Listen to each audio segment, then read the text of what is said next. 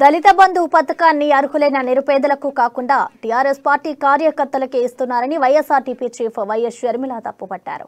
ఇప్పటివరకు ఒక్కరికి కూడా పోడు భూముల పట్టాలు ఇవ్వలేదన్నారు.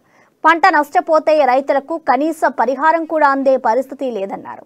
నిర్మల్ జిల్లా కుంటాల మండల కేంద్రంలోని కల్లూరు మీదుగా ప్రజా ప్రస్థానం పాదయాత్రను షర్మిల ప్రారంభించారు.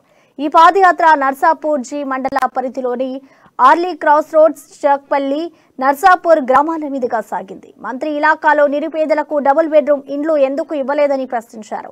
సాయంత్రం 5 గంటలకు రాంపూర్ గ్రామ ప్రజలతో షర్మిల మాటాముచ్చట నిర్వహించారు. రాజన్న రాజ్యం రావాలంటే వైఎస్ఆర్టీపీని గెలిపించుకోవాలని పిలుపునిచ్చారు.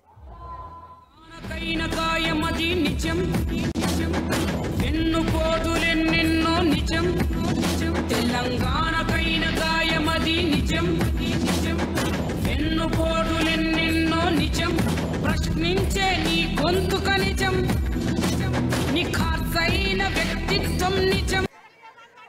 3 ఎకరాల భూమి ఇస్తారన్నాడు, ఇచ్చిండా? పోడు భూములకు పట్టాలు ఇస్తారన్నాడు, ఇచ్చిండా? మైనారిటీలకు 12% రిజర్వేషన్ ఇస్తారన్నాడు, ఇచ్చిండా? ఏం చేసిండు మరి కేసీఆర్? 57 ఏళ్లకే పెన్షన్ ఇస్తారన్నాడు, ఇచ్చిండా? ఉచితంగానే ఎరువులు ఇస్తారన్నాడు, ఇచ్చిండా? అసలు కేసీఆర్ జన్మకి ఒక్క మాట అయినా నిలబెట్టుకున్నాడా? అసలు మాట మీద నిలబడే నాయకుడు ఉన్నాడా తెలంగాణలో? ఇప్పుడు ఒక రాజశేఖర్ రెడ్డి గారు ఉండే, మాట తప్పని మడమ తిప్పని నాయకుడు, మాట కోసం ప్రాణాలు ఇచ్చే నాయకుడు. ఎక్కడ పోయిందా నాయకత్వం? ఇప్పుడుందా నాయకత్వం? అసలు తెలంగాణలో ప్రజల కోసం నిలబడి కొట్లాడే పార్టీ ఉందా?